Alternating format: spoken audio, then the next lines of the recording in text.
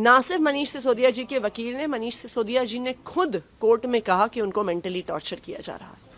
क्यों टॉर्चर किया जा रहा है? क्योंकि सीबीआई के पास मनीष सिसोदिया जी के खिलाफ 1 रुपए के भी भ्रष्टाचार का सबूत नहीं है।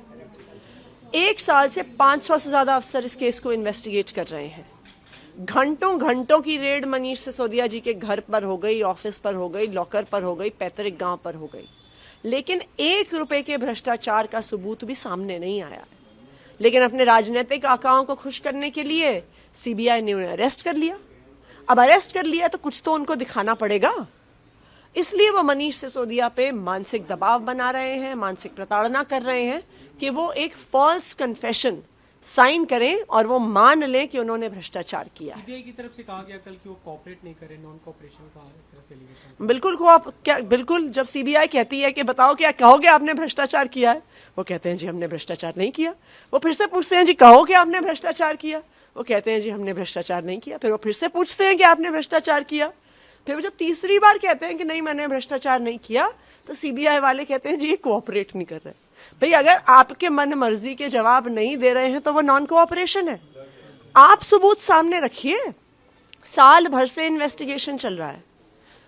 मनीष सिसोदिया जी के घर पर रेड हो गई, ऑफिस पर रेड हो गई, लॉकर पर रेड हो गई, पैतृक गांव पर रेड हो गई, उनके रिश्तेदारों के घर पर रेड हो गई।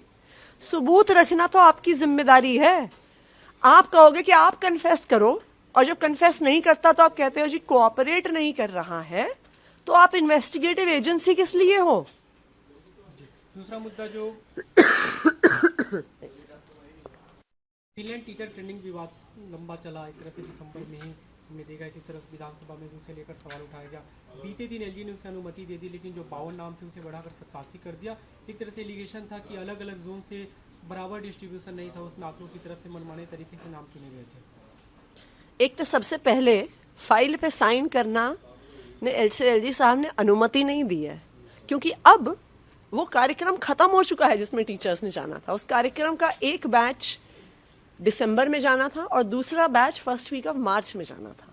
एलजी साहब ने इस कार्यक्रम के समय सीमा समाप्त होने के बाद इस फाइल को साइन किया है। तो इसका क्या मतलब हुआ?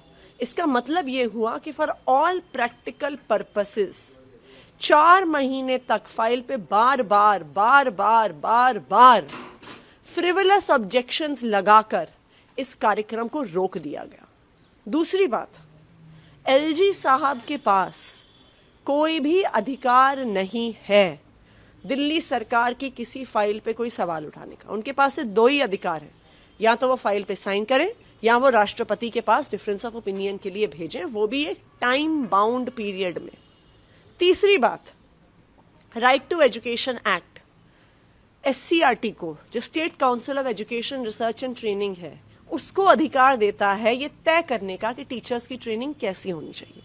और उसी एससीईआरटी ने ये फैसला लेकर टीचर्स को फिनलैंड भेजने की तैयारी करी थी। तो क्या आज एलजी साहब कह रहे हैं कि उनकी योग्यता टीचर ट्रेनिंग इंस्टीट्यूशन से ज्यादा है, कि वो बताएंगे कि ट्रेनिंग किस तरह से होनी है, किसकी होनी है, कैसी होनी है? एलजी साहब ने मजाक बना के रख दिया है दिल्ली को।